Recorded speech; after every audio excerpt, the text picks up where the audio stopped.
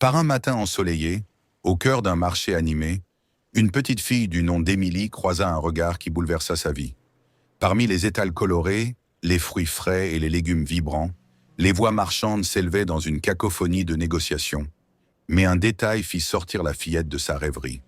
Un grand berger allemand était attaché à un poteau, son pelage en désordre, son regard éteint et sa posture soumise témoignaient d'un lourd passé.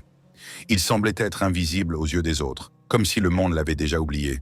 Mais Émilie, à peine âgée de 5 ans, sentit immédiatement une connexion avec ce chien solitaire, une connexion qu'elle ne pouvait ni expliquer ni ignorer. « Maman, regarde, il a l'air si triste. On peut l'aider ?» Victoria, sa mère, connaissait la grande sensibilité de sa fille envers les animaux. Elle soupira doucement, jetant un regard rapide au chien et acquiesça sans vraiment réfléchir. « D'accord, allons voir, mais reste près de moi. » Avec précaution, Émilie s'approcha, s'accroupissant doucement à quelques pas du chien, le cœur battant la chamade. Elle murmura d'une voix douce, pleine de compassion. « Salut toi, tu es tout seul ?» Le chien redressa légèrement les oreilles, ses yeux fatigués se posant sur elle, avec une lueur de curiosité. Il renifla timidement l'air, et sans montrer de signe d'agression, il resta là, immobile. La fillette, armée de sa douceur enfantine, tendit sa main, son geste empreint de gentillesse. À sa grande surprise, l'animal ne recula pas, comme s'il sentait qu'elle n'était pas une menace, mais plutôt une promesse de réconfort. Un homme affairé derrière un stand semblait être le propriétaire du chien. Émilie, déterminée à savoir plus, s'approcha de lui.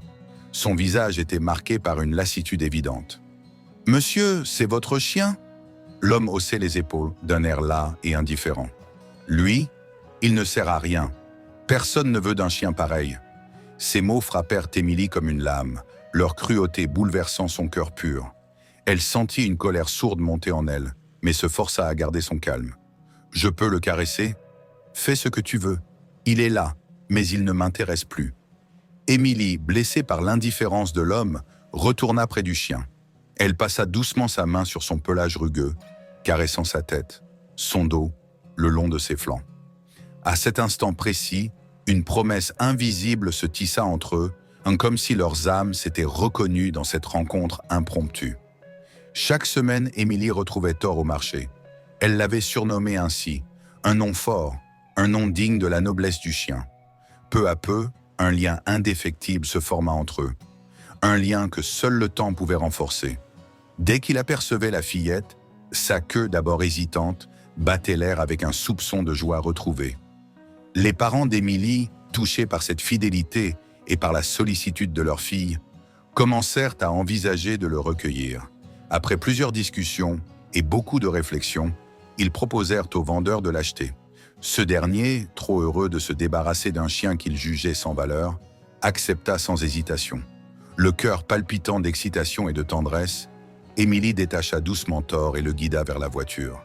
Il était craintif, comme un enfant perdu, mais lorsqu'il s'installa à ses côtés, posant sa tête sur ses genoux, il semblait comprendre. Il rentrait enfin chez lui, un chez-soi qu'il n'avait jamais connu. Mais Thor n'était pas un chien comme les autres. Son passé marqué par la négligence l'avait rendu méfiant, distant et imprévisible. Il sursautait au moindre bruit, fuyant le contact des adultes. Il n'arrivait pas à comprendre pourquoi on voulait l'aimer, pourquoi on lui donnait de la nourriture, de l'affection, après tout ce qu'il avait enduré. Mais Émilie était patiente. Chaque jour, elle s'asseyait près de lui racontait ses histoires, lui murmurait des mots tendres, l'aidant à surmonter ses peurs. Peu à peu, Thor commença à baisser sa garde. Ses yeux se firent moins fuyants, et son corps, autrefois tendu, se détendait sous les caresses réconfortantes d'Émilie. La famille fit appel à un spécialiste en comportement canin, qui leur expliqua avec sagesse « Thor a vécu de grandes épreuves. Il a besoin de stabilité, de patience, d'amour et de temps. » Grâce à un entraînement fondé sur la confiance et la compréhension, Thor fit des progrès remarquables. Il commença à jouer, à courir dans le jardin.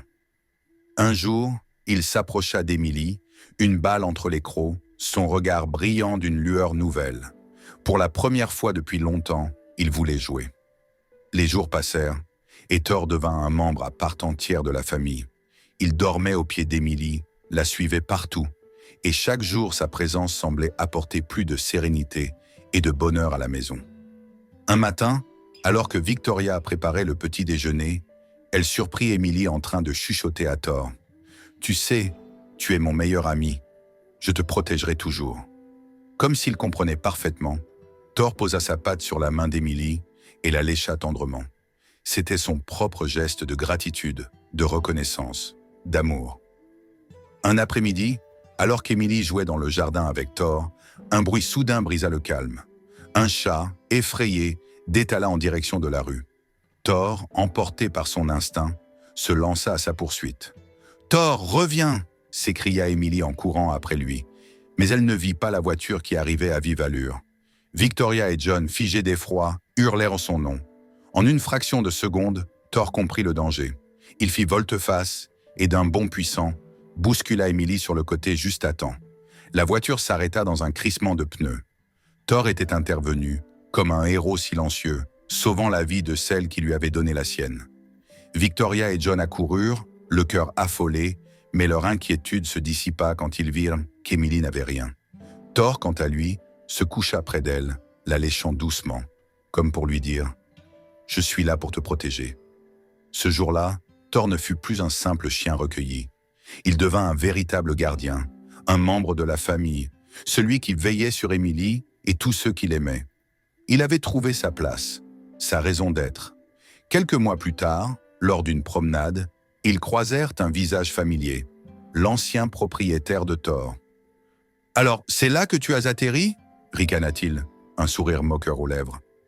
Emily, plus forte que jamais, raffermit sa prise sur la laisse. Il n'avait plus de pouvoir sur Thor. « Thor est mon chien maintenant, et vous ne pouvez pas le reprendre. » L'homme plissa les yeux, cherchant à intimider la fillette. « C'était mon chien avant. Vous n'aviez pas le droit de me le prendre. » Avec calme et assurance, Emily répondit « Vous ne vous êtes jamais occupé de lui. Il mérite mieux. Il mérite d'être aimé. » L'homme fit un pas vers elle, mais Thor se plaça immédiatement devant Emily, grognant d'un air menaçant, protecteur. L'homme recula, hésitant. « Vous avez volé mon chien », menaça-t-il, mais sa voix n'avait plus la même force. Il savait qu'il avait perdu. « Nous avons des preuves de votre négligence », répondit Emily sans ciller. « Vous ne le récupérerez jamais. » L'homme, furieux et humilié, tourna les talons et s'éloigna.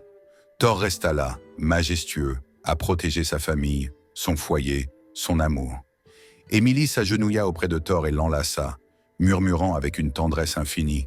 « Tu es en sécurité maintenant. Personne ne te fera plus de mal. » Thor répondit en frottant son museau contre elle. Il n'avait plus rien à craindre. Il avait enfin trouvé sa maison, celle où il serait aimé pour toujours.